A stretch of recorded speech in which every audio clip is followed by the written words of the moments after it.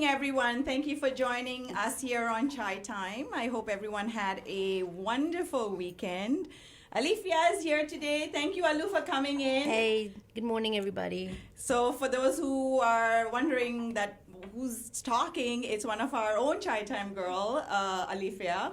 She comes here on and off, but she's here because Sasha and Layla's off today. The kids are off from school, so they're spending time with the family. And how was your weekend, girl? It was good. It was fun. Yeah, a lot of Birthday partying, right? weekend, yes. Yeah, but you did a great. The party was good. You organized everything. It was We did. it was Layla's 40th birthday. Oh, So we had a wow. surprise party for her. Very nice. And today is another Chai Time girl's birthday, my sister Lynn.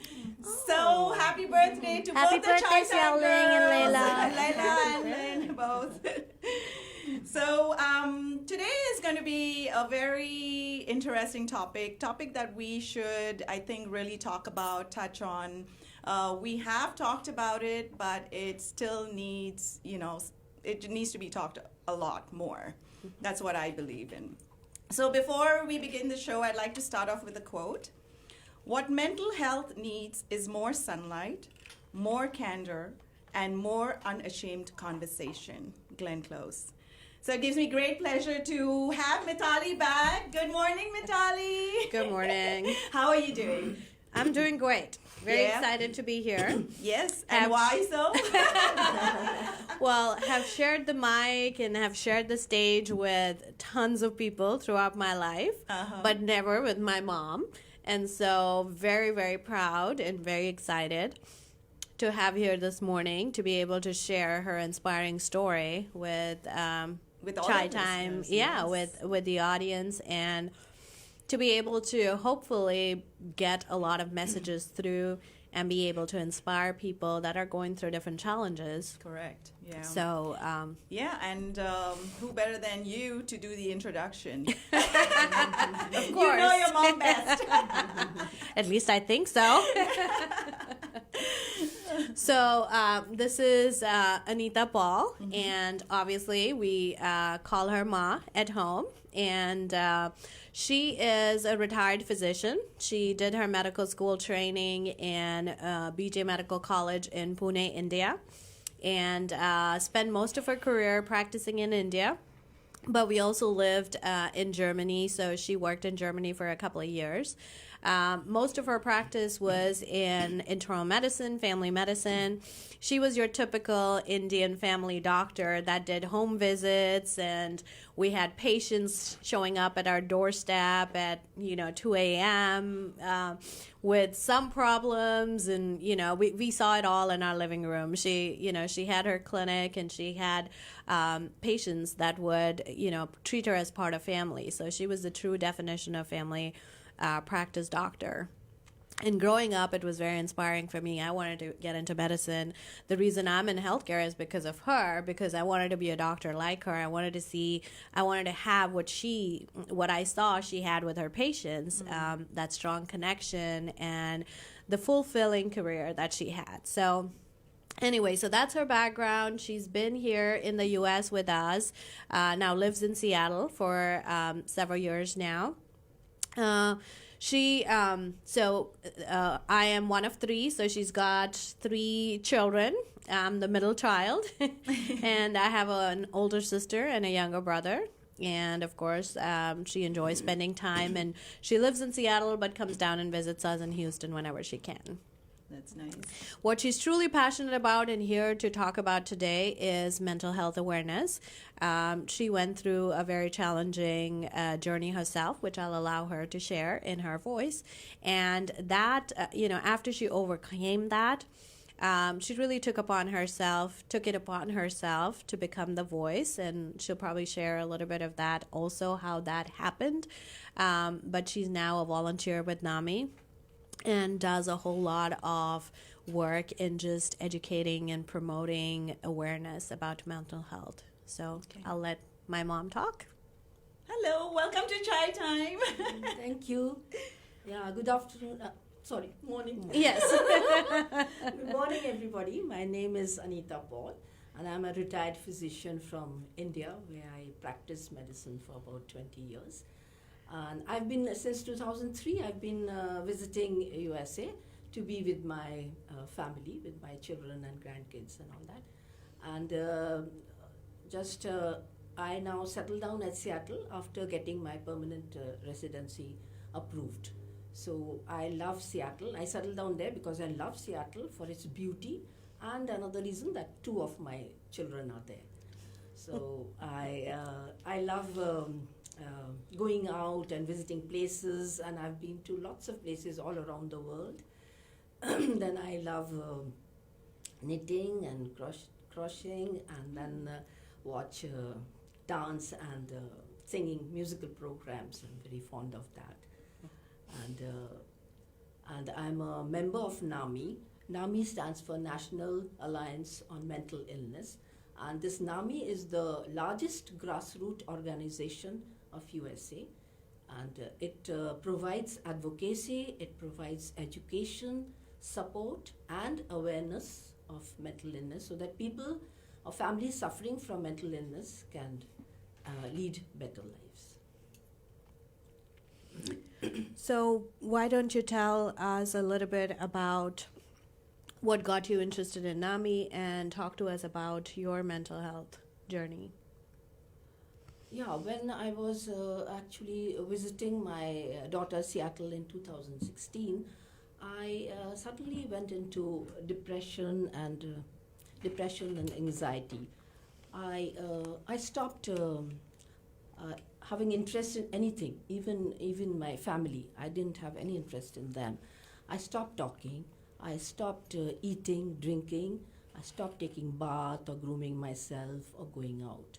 I used to just sit in my room and just make, shivering and all that, make funny, weird noises of anxiety.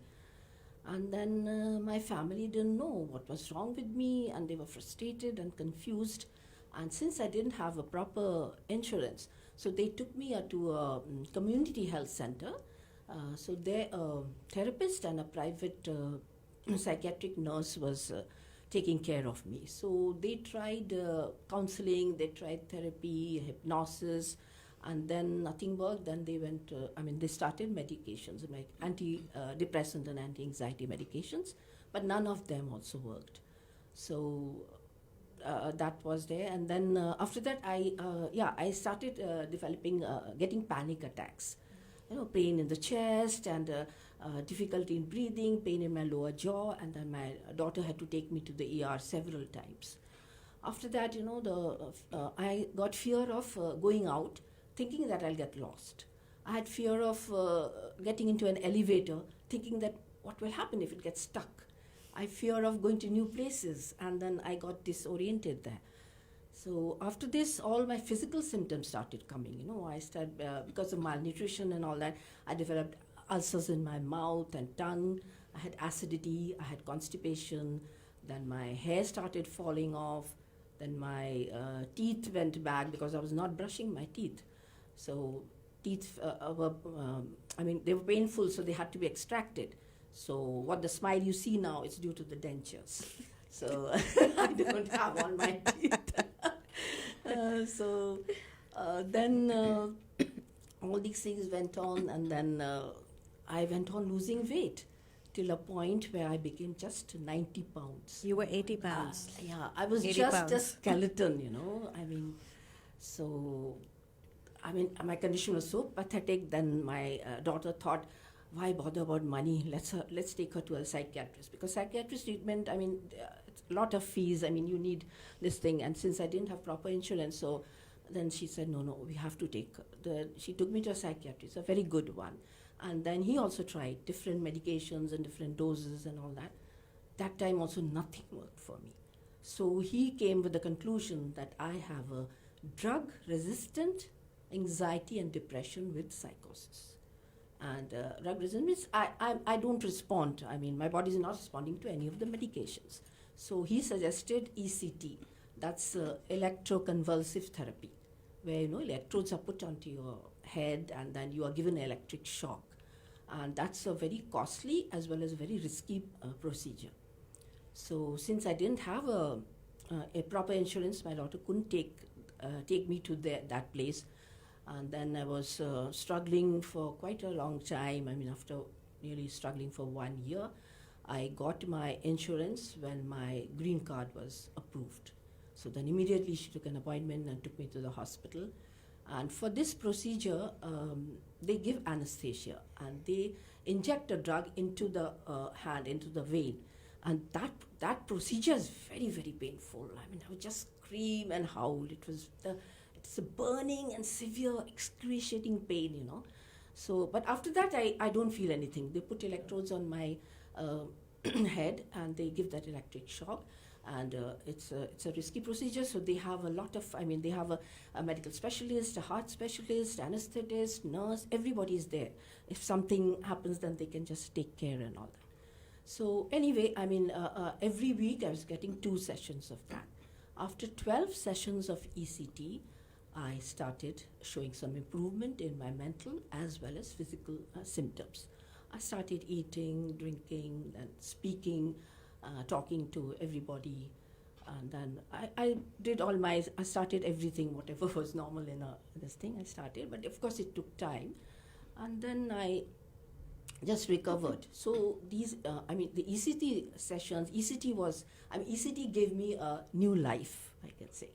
So I'm thankful to my elder daughter and God for saving me, because this was very risky, and the doctor said, we can't give you 100% guarantee whether you'll be okay or not. So she said, no, let me take a chance when I've done so much. So let me take this also. Let's see if it works or not. So anyway, another thing I want to mention, that throughout my illness, my family supported me. All my kids, my son-in-laws, grandkids even, they were small, but still they also supported me and tried to bring some food and try to feed me and all that. So that was really, and family support is really very, very important for any illness, you would say. So then after that, my daughter had to spend a lot from her, out of her pocket, and she was literally, physically, mentally, and financially drained out. And not having an insurance was the barrier for me for not getting an early treatment. And I am absolutely normal, leading a normal life. I stay all by myself in a condo. I pay my bills, I do groceries, I go to the hospital for my checkups, I take a bus or light rail, since I don't know driving. So I take this and visit my friends. I made a lot of friends also. Then I visit my kids and my friends. And so I would like to say that only therapy and medicine is not enough for getting improvement or getting well with the mental illness. With that, you need a very, very healthy diet. Diet is very important. It's important for even physical illness also. You need a very healthy diet. And then I started doing meditation, chair yoga. Then I had some hobbies like editing, crochet, and then having a family circle. And then I joined a support group and started doing voluntary service, because NAMI sent me for a training, and so now I've become a facilitator for the family support group. So that way, all this helps. I feel good about myself. I feel I'm worth of something, and that's also important in helping in my recovery. So that's wow, that's such an inspiring story. So Mitali, what would you say about your mom, and what inspires you? So, the fact that she went through everything that she did, and it really, really, sorry, I'm emotional right now, because I know I lived through what happened and I know what happened, but having her here speak about it live, sitting next to me, just brings back all the memories of the tough time that we had as a family. And what's inspiring, obviously, is she kept at it, and even though she didn't know what she was going through or how she was coming across, to others and what was happening, I mean, she still made it through. And her determination of not wanting to ever be in that situation. Now that, I mean, it's easy to fall into old habits of not taking self-care and not taking control of your environment and knowing when you need rest or when you need to take a break or even engaging in all these activities. It takes a lot of effort to be able to do everything that she does in terms of, I mean, she is what, 70? 75, almost 76 on the 2 months. So, to think that she reinvented herself in her 70s, okay? Because this challenge that she talked about, she went through about 5-6 years ago. And to reinvent herself in her 70s, I think is the most commendable. Because a lot of times people just say, oh, my life's over and this is it. And, we fall into those old habits. But she was determined once she recovered and got back. And she's always been a very spirited and strong woman. And to see her back at death, and we'd seen her declining for almost a decade, slowly slipping into that depression, in and out, in and out. And that was a lot because, as I mentioned, she was a busy physician. A lot of times she was the only person that was supporting us, 3 kids, and raising us because my dad had health issues. He had mental illness issues. And so that prevented him from, even though, again, he was highly educated, had a double engineering degree. And a lot of times we think that, this may not happen if you're educated, you're, health literate and all of that. She's a physician herself, but, it happened to her. And it happened because of lot of reasons, some chemicals, some in your body, some environmental, some physical, right? Because she had a very stressful life, raising 3 of us, didn't have time for self-care, never had a hobby, okay? Because her whole life was dedicated to her patients when she was at work, taking care of other people, right, and at home, taking care of us and my father. When he would get really sick, she was the one who took care of him. So her entire life was spent taking care of other people. She never even knew what self-care was. Never did it her entire life, right? And then you think that she never had this breakdown when she was going through the tough things because it's the adrenaline and it's, that drive that my kids are dependent upon me, my husband's dependent upon me. I can't drop any of these balls. I have to keep juggling them. And she did that for 50, 60 years, right? And then at the time when all of our kids are settled and, we're married and we have kids and we have, nothing to worry about because we grew up in financial insecurity. We grew up with, physical abuse, verbal abuse. I mean, name it all. She went through a very, very tough life and she went through everything with a smile on her face, just doing what she needed to do and never had a breakdown. And, ends up. And so that's another message I think people need to understand is anxiety and stress, we carry it with us. Just because something happened 10 years ago or 20 years ago or 30 years ago doesn't mean it's gone out of your memory. Sometimes it stays in your subconscious. And then as you have different triggers in your environment and things are happening, it projects itself and it comes out. And she reached a breaking point, and that's when this happened. It was multiple things. I mean, of course, she was self-medicating. Being a doctor, she was taking anxiety medication. She would take sleeping medication throughout her life because that's how she functioned, to take care of everybody else. The only self-care she took was self-medication, right? And so when she started seeing doctors here, part of her recovery was to get her off the medication. She was taking Ativan. She was taking things that doctors here will not prescribe. And they said, you take it for a short period of time for symptomatic relief, but she had taken it for 20 years. So part of her drug resistance to medication was also because her body had been medicated for so long in small little doses. And then there's chemical imbalances. There's so many things that go on, medically and biologically that we don't really know. And then the environment, there were different stressors in the environment too that really led to her complete breakdown.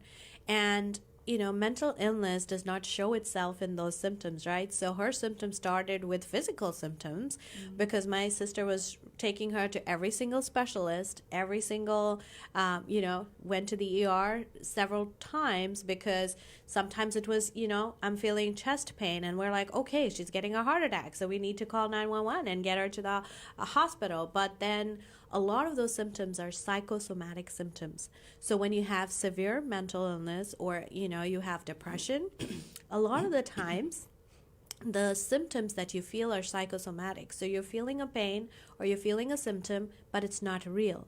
But for the person who's experiencing it, it's real. Right? And so that's the part that was the struggle, because she would go to specialist and it's not like she wasn't getting any care. She was going, but nobody could figure out what was happening with her until, she finally got to the correct psychiatrist who made that diagnosis. And even that diagnosis took a year of putting her on different drugs, increasing the dosage. Because unlike other illnesses where, if you have diabetes, you know exactly what your sugar level is, you know exactly how much of insulin you need to put in to be able to take care of it, to bring your sugar level down. But with mental illness, if you have depression or if you have, psychosis, or if you have anything else, you can't really figure out what dose is going to work for you. Yeah. So or what medication is going to work for you. And there are no tests. You don't have any tests or investigations that will, prove or show you that you are. But physical illness you can make out with different investigations and tests. Yeah. So that was the other challenge, is even getting her diagnosed to get her the help. And so, getting to that point was a long journey and almost to the detriment of her health, because she kept deteriorating while we were trying to figure out what was going on. Yeah. So let's just take a quick break, and when we come back, we'll continue our conversation with Mrs. Anita Paul and my dear friend, Mitali Paul. This is Chai Time on 99.5 FM. We also Facebook Live, so go on Chai Time page and watch this interview for sure. On 99.5 FM.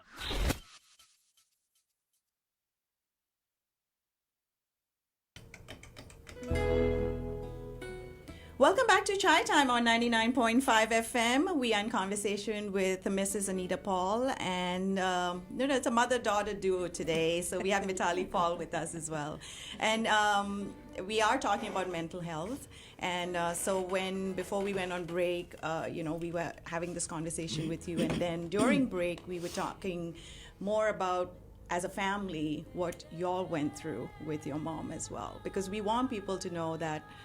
It just not only affect your mom, but it affects the entire family as well, right? Mm-hmm. Yeah. And, we've, as a family, we've always been very closely knit. So the three siblings and my mom, we lost our dad pretty early on in our lives. And so that also brought us very, very close. And we've always been a closely knit family. But we went through, what we went through as a family during this time was very, very trying, very, very testing, because the timing of it was also really bad. As she had her mental breakdown, my sister was going through job loss. There were lots of layoffs at Microsoft, and she lost her job with Microsoft. She was one of the 3,000, 4,000 people that got laid off. So she was going through that during her time. I had 2 kids under 2. I was dealing with postpartum depression. My brother, who is the youngest, was going through immigration challenges, and his stay in the country was kind of challenged because he was trying to navigate through that. So in the middle of all of this, then we have our mom, who we love dearly, that we thought we were going to lose because she was 80 pounds and she was not eating and not responding to any treatment. So ECT came as a ray of hope, but it also came with a lot of risk attached to it. And kudos to my sister, who was really, really adamant that even if there's 10% chance, we got to go ahead and do it. And, I was not in a state to make that decision because for me, I was very, very scared about what the risks were associated and what that could mean. And, hindsight 2020, if I could had a crystal ball, I would be like, yes, go for it, just electrocute her as much as you want.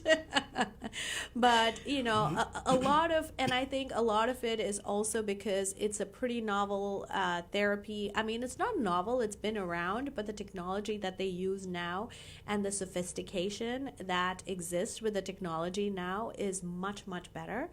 And when I was talking, having been in healthcare, I was talking to a lot of physician friends and psychiatrists, and they said, we really recommend this in extreme cases, and we just don't know. Every patient takes it differently. There could be short-term memory loss, there could be long-term memory loss, there could be a lot of other unintentional impacts to the brain, because when you're passing these currents, they're going to all parts of the brain. So anything could happen. At the same time, there's, every treatment has risks, right? And so I was not mentally in a position to make that decision to say, yes, let's go for it. But I did tell my sister, whatever you decide, I'm going to support you. And I went there for her first therapy. And, we were there praying throughout it, and it took her 12 sessions. My visual when I first heard of ECT was someone getting strapped up to a chair like the Bollywood movies and getting electrocuted. Obviously it sounds horrible, but that was my vision of it, just not knowing what the technology was out there and but obviously it worked miracles for her, and she has a new life because of that. And I'm so glad that my sister pushed and took that risk, because I didn't have the courage to do it. And with my mental state, with 2 kids under 2, and having postpartum myself, I was not strong enough to make that decision, because what if we lost her completely at that point? But the way my sister looked at it, she's not eating, she's going to die anyways. So, let's at least try everything that we have.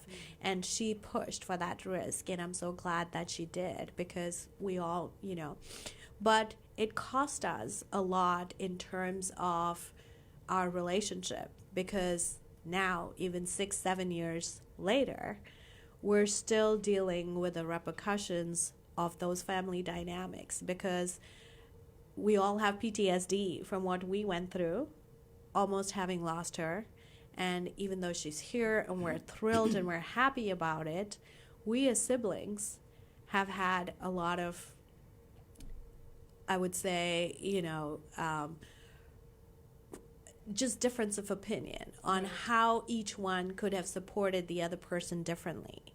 And so, just working through that takes almost a lifetime. So it's not just one episode or one incident, but it takes a village, really, in terms of caring for someone that has mental health challenges and being able to speak about it. There's so much of stigma about mental illness, especially in the South Asian communities, which I think a lot of the times people just don't want to talk about it. And that's one of the reasons why she's taken upon herself to be able to go out and talk to people and say, it's okay to ask for help. Yeah. It's okay to reach out. There's so many resources here. There's so much of information. There are so many support groups and different avenues that people can use to be able to get the help that they need. And of course, there's technology. There's medication, there's therapy, there's technology, there's lots of other opportunities. But taking control of your life is important, because after she got well, she decided to take control of her own life, and she's been determined to do that. She has a self-care routine that she practices. We have to nag her about it sometimes and remind her about it sometimes, but she's pretty diligent about doing that, because she says to herself, I'm never going to go back to that. I never want to. She's learned to say no. If we're upsetting her, she's learned to push back and say, we're not going to have this conversation because it's upsetting me. And maintain healthy boundaries, which none of us did before. We would just say whatever we wanted to each other without any boundaries. But now we realize that we have to have boundaries because that's how you maintain mental health. So I want her to talk a little bit about her routine, what she does, what are some resources that people have that they can use when they go through a similar challenge, and anything else that she'd like to share. Yeah, I'm very thankful to NAMI, which gave me a lot of opportunities, training opportunities, so that I could serve the people. I can give back something to the community. So as I mentioned earlier, they sent me for training for becoming a family support group facilitator. So once in a month, I conduct those meetings, and families, either they are suffering or the loved ones are suffering from mental illness. We all get together, and then we talk about it. I mean, everybody is given a chance to talk about herself or himself, what's going on and what is helping or not helping. And then we sort of give them advice, what more to do, what help to seek. And that way, each other also, the persons who come in the support group, they also, with their experiences and all that, they can also help each other also in that group of giving some advice or taking some advice. So that is one thing I'm doing. Of course, previously I was doing in person. Now I've continued it through Zoom. Then I was again trained for another program that's called In Your Own Voice, where you talk about yourself, your story, you tell your story to others, and let them know about mental illness, that it can be treated, it can be managed to lead a normal and functional life. You shouldn't think that, mental illness, it's gone, you can't do. I mean, it's just your life is gone. So that's a very important thing. And for that, NAMI is there. So it provides a lot of these training facilities. And and not only that, you can join, anybody suffering from mental illness should join a support group. So that's a big help. And if you have a loved one having mental illness, then you can yourself, seek help from NAMI, go for a training, and everything is free. They don't charge anything. They'll send you, for the fare, going, coming in the hotel, everything they do it. And then if you get trained, then you can not only help your loved one, you can help other people also to get help. Then besides that, I go to Olympia every year for doing NAMI, for advocacy for NAMI. I talk to the lawmakers there about the importance of funding mental health illness.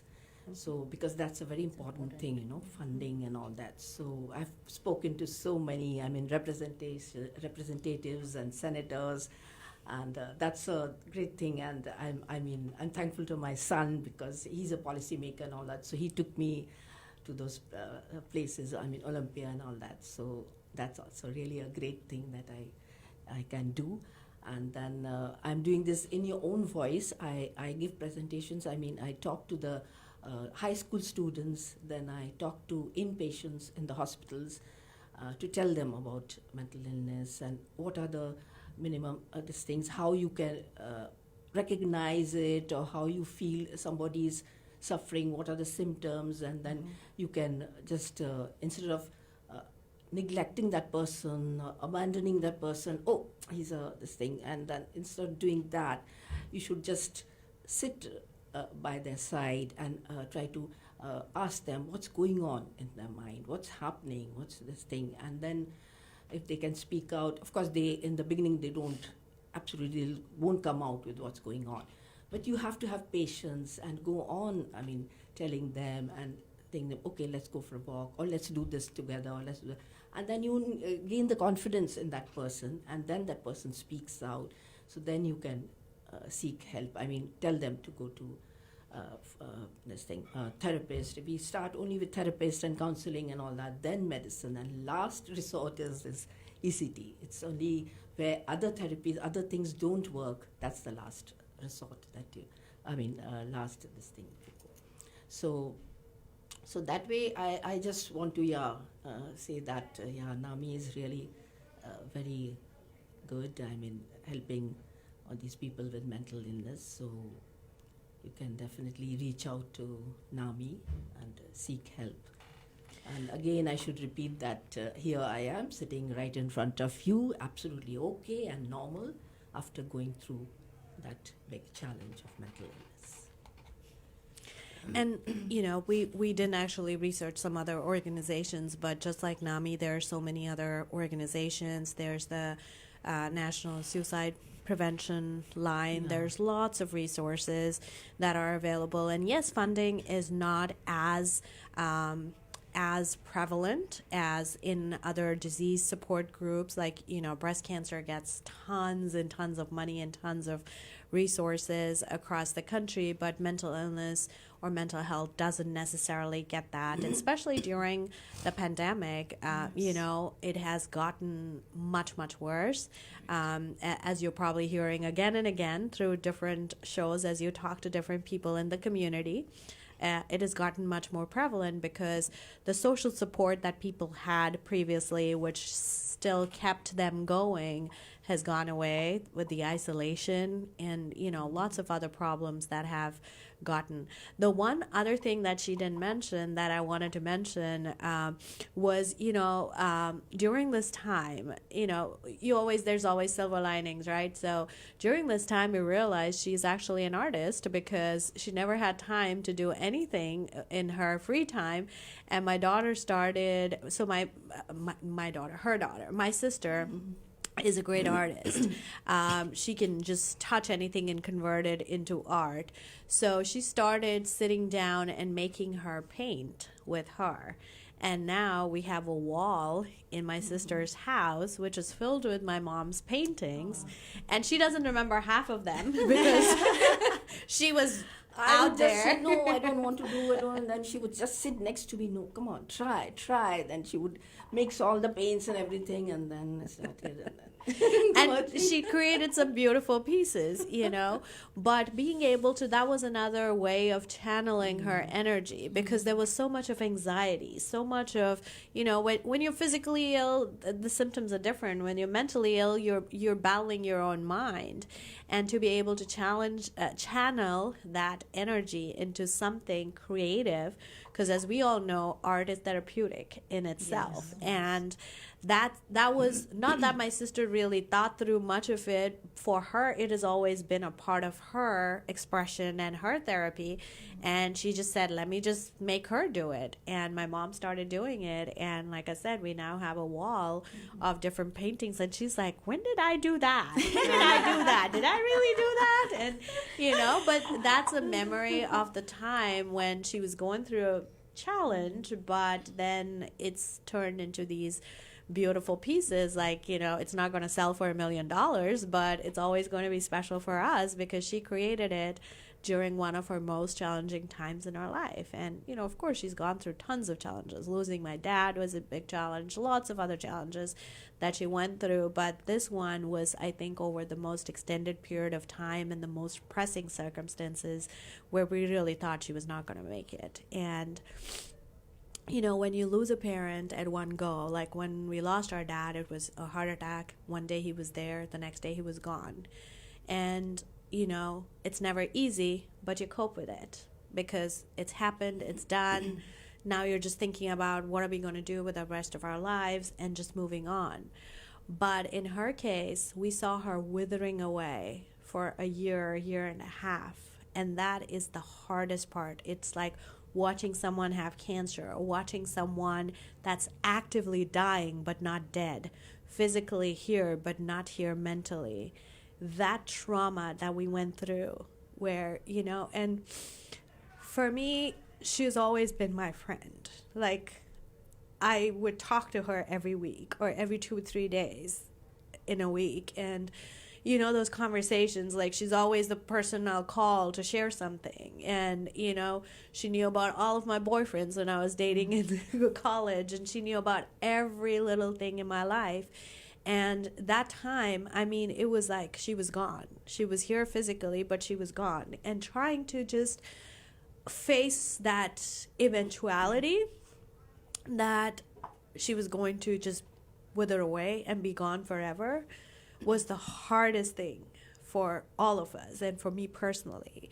I just, so much of my little kids' because I was experiencing loss of a parent, imminent loss of a parent, and two newborns. I mean, so much of the memories with my kids being babies are just a blur, because I was just so traumatized through that whole experience that now when my daughter looks at me and says, what did I do when I was this 6 months old, and what was I doing, and this and that, I have to go back and look at pictures and videos to remind myself, because I wasn't there, because I was actively mourning. I had to go for therapy to mourn for a person that was actively dying in front of me.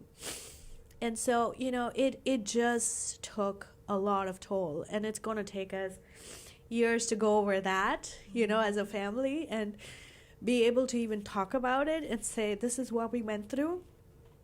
And then there are times that I've been accused of not being there for her, which breaks my heart, because I thought I was doing everything that I could and needed to do to be there to support her and support my sister and support my brother through it.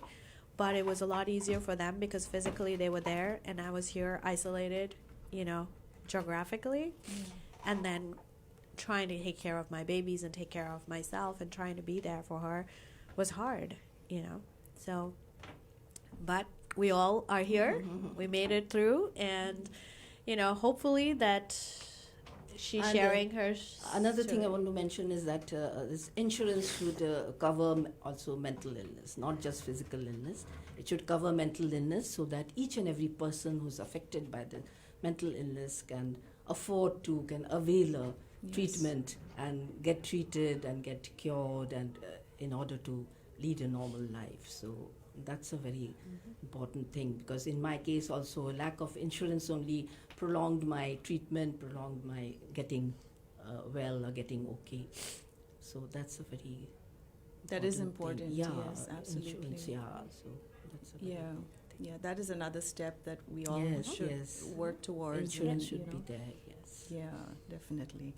So, do you think religion or culture influence our way of thinking about mental health, how it is? No, not that much. Only, in some countries it's still a stigma. I mean, like Asian countries or India and all those places. But here, of course, it's not. I mean, people are just coming out. People are telling or seeking help and all that. But religion and all that, I don't think it matters, because mental illness, it'll be the same in every community or every religion or whatever it is. I don't There are think that definitely matters. inhibitions that some cultures have. Like she said, you may not come out openly and talk about it. In South Asian cultures, you don't really talk about, I'm seeing a therapist, or I'm taking antidepressant medication, or we don't really share this because it's, again, there's a taboo attached, there's a stigma attached. Growing up in India, we couldn't talk about my dad's mental illness. He was sick for most of his life, but his own family didn't really accept it because they were like, oh no, he's just short-tempered. No, he's not short-tempered. He actually has a condition that causes the behavioral issues that you're seeing. And for the longest time, we never got to talk about it because of that taboo. And people, if they come to know that somebody's suffering, then they'll sort of abandon you. They won't keep contact with you. So I had that fear. So that's why I didn't mention to any of my family members, any of my siblings, or to my friends, because I thought they won't come. I mean, mental illness means they think, oh, he's mad, he's crazy. Yes. Nothing can be done about it. So that's the biggest mistake that people make whenever we talk. If you say you're going to a psychiatrist or going to a therapist, oh, something's wrong with him. No, we should just not be in contact with that person. So that's really a very big mistake or whatever. I mean, people think that... Because you're further isolating someone isolating that needs that social support, it's and that family feeling of support validation and a social support. That's very, very important. Yeah.